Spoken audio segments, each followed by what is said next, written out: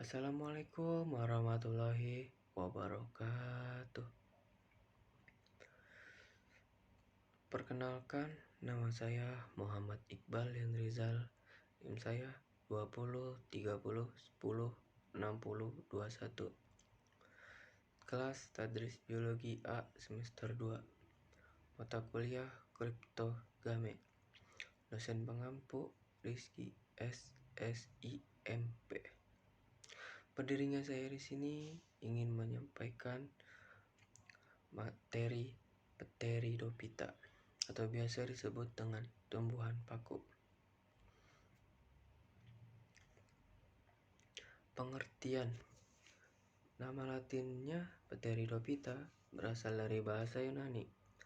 Pteron artinya bulu, phyton artinya tumbuhan. Kelompok Plantae yang tubuhnya sudah terbentuk kormus sudah memiliki bagian akar, batang, dan daun sejati. Susunan daunnya seperti bulu menyirip, disebut Cormophyta. Berspora karena dapat bereproduksi dengan spora, merupakan tumbuhan vaskuler Tracheophyta.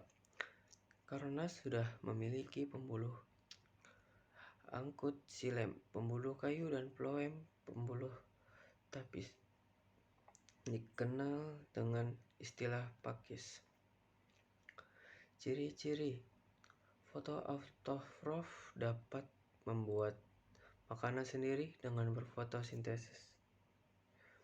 Dapat hidup di berbagai habitat, misalnya tempat yang lembab, higrofit, air hidrofit, permukaan batu, tanah menempel, epifit, di kulit pohon.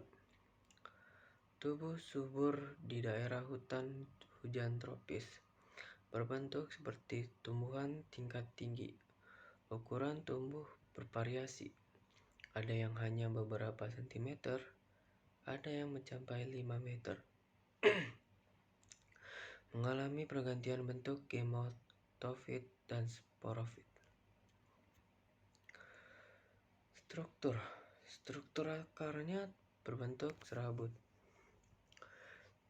dan pada ujungnya terdapat kaliptra tudung akar. Jaringan akar tumbuhan paku tersusun atas jaringan epidermis, korteks, dan silinder pusat. Struktur batang tumbuhan paku tersusun atas jaringan epidermis, korteks, dan silinder pusat. Pada silinder pusat terdapat jaringan pengangkut, pembuluh pengangkut, sehingga tumbuhan paku sudah memiliki pembuluh angkut Tracheophyta.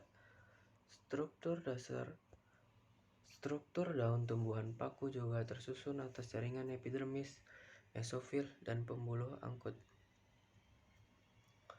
Macam-macam berdasarkan jenis spora yang dihasilkan. A. Paku hemospora atau isospora menghasilkan spora dengan ukuran sama. Tidak dapat dibedakan antara spora jantan dan betina. Contoh, Lycopodium sp. atau paku kawat. B.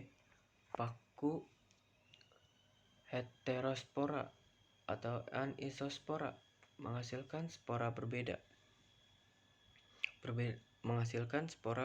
ukuran.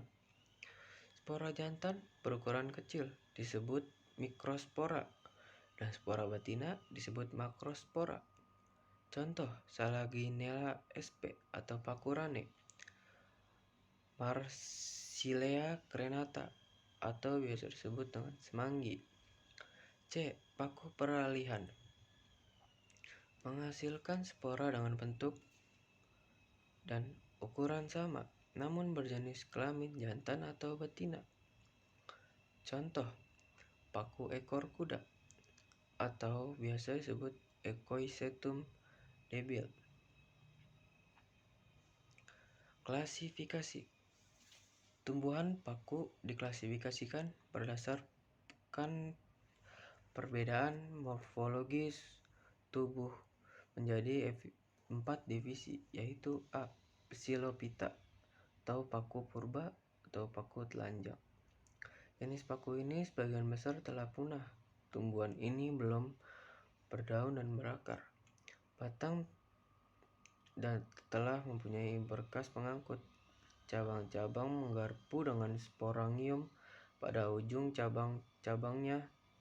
Sporofil menghasilkan satu jenis spora atau amospora. Contoh Rhinia major dan Psilotum sp. B. Lycophyta atau paku kawat atau paku rambat.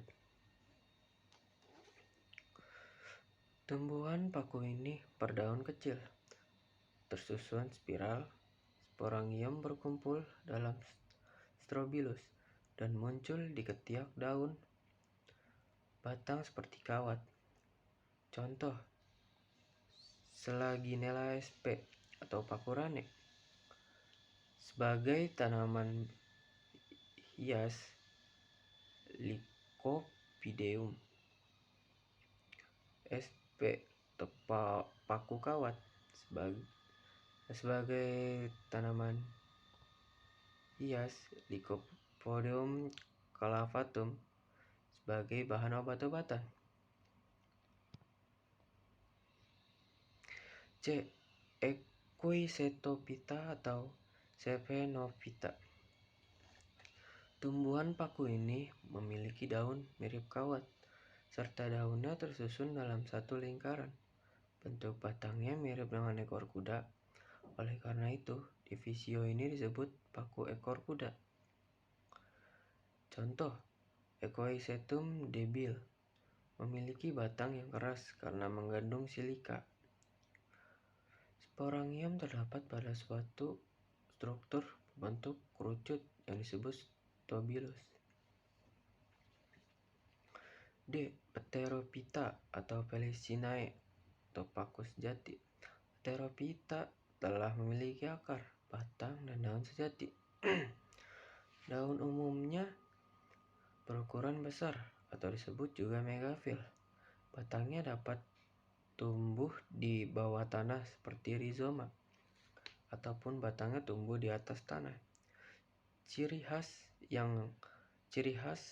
yang khas pada divisio ini adalah daun mudanya yang menggulung atau disebut juga circinnatus, dan di bagian permukaan bawah daunnya terdapat sorus.